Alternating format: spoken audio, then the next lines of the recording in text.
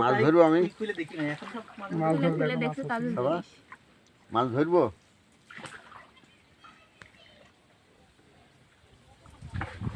ডিসকভারির মতো মোবাইল লাগি যায় আগে কইলাম মানে চাইলে অত কথা তাই না স্যার আপনারা সবাই শুনেন ওই যে বর্ষা টাইমে কিন্তু ওই যে একটা পলিথিন আছে দেখেন গাছে ওই যে পিছনে দেখেন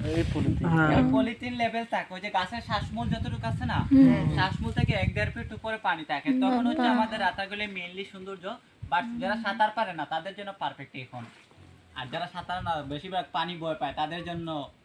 এই টাইম ভালো না বর্ষা টাইমটা আর স্যার এখন গাছের সব গাছ দেখে মনে হইছে আপনাদের মতো ধরেন মরা গাছের মতন কিন্তু আসলে এইগুলো মরা গাছ না এগুলো চিতেই গাছ এটা হচ্ছে বর্ষা টাইমে যখন মার্চের বৃষ্টি পড়বে তখন সব গাছের পাতা নতুন ভাবে খুঁড়ি দিবে তখন সবুজ থাকবে আর ওই যে পানিটা দেখতেছেন ময়লা ওইরকম ময়লা থাকবে না ওইটা একেবারে পরিষ্কার হয়ে যাবে বর্ষা টাইমে কিন্তু বর্তমানে তো বাদ দিয়ে একটানো তার কারণে পানিটা এইরকম বর্ষা টাইমে এরকম পানি থাকে একেবারে পান করার মতো পানি থাকে এটা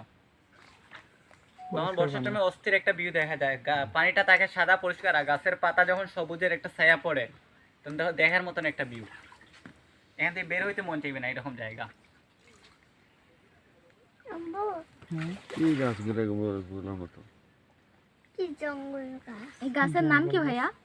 আসলে ওই গাছের নাম হচ্ছে ওই যে সবুজ যেগুলো পাতা যেগুলো বাঁশের টাইপের মতো লাগতেছে এটা হচ্ছে অনেকে পাটি পাতা বলে আর ঢাকা অঞ্চলে বেশিরভাগ মুস্তাক গাছ বলে হ্যাঁ আর আমাদের সিলেটি ভাষায় কই মুত্রা গাছ আদি হয় ওই আদি হয় সাটি হয়